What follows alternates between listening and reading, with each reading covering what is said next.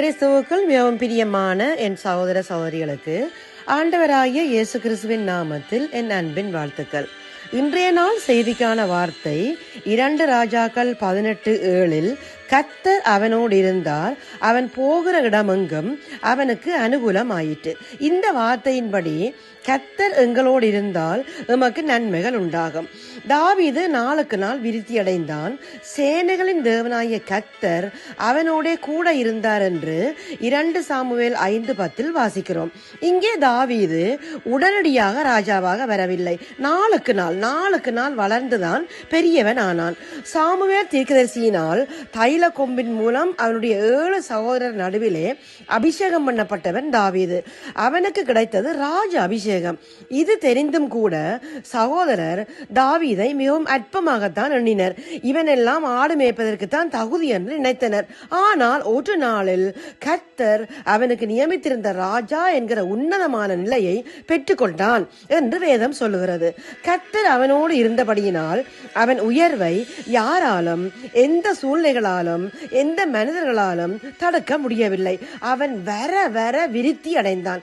எத்தனை பெரிய பிரச்சனைகளும், எத்தனை பெரிய போராட்டங்களும் அவன் வாழ்வில் வந்த போதும், உயிருக்கே பயந்து ஓடி ஒளிக்கின்ற நிலை வந்த போதும் கர்த்தர் அவனோடு இருந்தபடியினால் அவன் போகிற இடம் எங்கும் அவனுக்கு அனுகூலம் ஆயிற்று. யோசேப்பு கூட தன் சகோதரரால் மிகவும் அற்பமாக எண்ணப்பட்டவன் தான். பொய்யாக குற்றஞ்சாட்டப்பட்டு சிறையில் அடைக்கப்பட்டவன் தான். ஆனாலும் கர்த்தர் யோசேப்போடு இருந்ததால் கர்த்தர் அவனை எகிப்திற்கே அதிபதி ஆக்கினார். கர்த்தர் அவனோடு இருந்தபடியினால் அவன் உயர்வை யாராலும் தடுக்க முடியவில்லை. அவன் போகிற இடம் எங்கும் அவனுக்கு அனுகூலம் ஆயிற்று. இதோ உங்களுக்காக ஒரு குட்டி கதை. ஒரு ஊரில் ஒரு ஏழை விவசாயி இருந்தான். அவன் மிகவும் நல்லவன். தினமும் கடவுளை வணங்குவதை வழக்கமாக கொண்டிருந்தான். ஒரு நாள் அந்த ஊரின் பணக்காரன் ஒருவன் அந்த விவசாயியின் நிலத்தை அபகரிக்கும் நோக்குடன் விவசாயியை கொல்ல திட்டமிட்டான். அந்தபடி ஒரு நாள் அந்த பணக்காரன் ஒரு பெரிய பாறையை உருட்டி விவசாயி தினமும் சென்று வரும் ஒரு குறுகிய பாதையில் வைத்திருந்தான். அந்த பாறை பாதையை முழுமையாக அடைத்திருந்தது. மறுநாள் வழக்கம் போல் விவசாயி அந்த பாதை வழியாக வந்தான். பாறையை பார்த்ததும் அவன் அதிர்ச்சி அடைந்தான். அந்த பாறையை தனியாக நகர்த்த அவனால் முடியவில்லை. பக்கத்திலும் அவனுக்கு உதவ யாருமே இல்லை. கடவுளே, இந்த தடையை நீக்கி எனக்கு உதவி செய்யுங்கப்பா என்று விவசாயி கடவுளிடம் வேண்டுதல் செய்துவிட்டு பின்னர் அவன் அந்த பாறையின் அடியில் ஒரு தடியை வைத்து அதை புரட்ட முயன்றான்.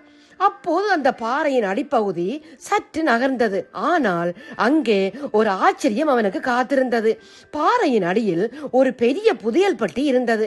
பணக்காரன் விவசாயியை அழிக்க வைத்த அந்த பாறை மாறாக அவனுக்கு கடவுள் கொடுத்த ஆசீர்வாதமாக மாறியது. அந்த புதையலை கொண்டு விவசாயி பெரும் செல்வந்தன் ஆனான். எனக்கு அன்பானவர்களே, கர்த்தர் இந்த ஏழை விவசாயியோடு இருந்ததால் அந்த பணக்காரனின் திட்டம் பலிக்கவில்லை. மாறாக அது அவனுக்கு அனுகூலம் ஆயிற்று, ஆசீர்வாதம் ஆயிற்று. நீ போகும் இடமெல்லாம் உன் தேவனாகிய கர்த்தர் உன்னோட இருக்கிறார் என்ற வாக்கின்படி தாவீதோடு கூட இருந்தவர், யோசேப்போடு கூட இருந்தவர், எம்மோடு கூடவே இருக்கிறவர் நாம் போகும் இடமெங்கும் எமக்கு அனுகூலம் பண்ணுவார். கடவுள் நமக்கு தரும் வெற்றியை, உயர்வை, ஆசீர்வாதத்தை யாராலும் தடுக்க முடியாது. இந்த நம்பிக்கையோடு இப்போது நாங்கள் ஜெபிப்போம். எங்கள் அன்பின் பரலோக தகப்பனே, எங்களுக்குள்ளே எங்களோடு இருக்கும் எங்கள் நல்ல கர்த்தாவே, இந்த உலகத்தில் இருப்பவர்களை பார்க்கலாம் நீர் மகா பெரியவர் அப்பா. நீர் எங்களோடு கூட இருந்து எங்களை காத்து வருகிற அன்புக்காக உமக்கு நன்றி அப்பா. தாவீதை உயர்த்தி வைத்தவர், யோசேப்பை உயர்த்தி வைத்தவர், அந்த கதையிலே வந்த விவசாயியை உயர்த்தி வைத்தவர். நாம் ஒவ்வொருவரும் எதிர்பார்த்து காத்திருக்கிற உயர்வுகளை பெற்றுக்கொள்ள கர்த்தர் எங்கள் ஒவ்வொருவருக்கும் உதவி செய்யுங்கப்பா. உம்முடைய வார்த்தையை நாங்கள் விசுவாசித்து இயேசுவின் நாமத்தில் ஜெபிக்கிறோம் எங்கள் நல்ல பிதா. ஆமென், ஆமென், ஆமென்.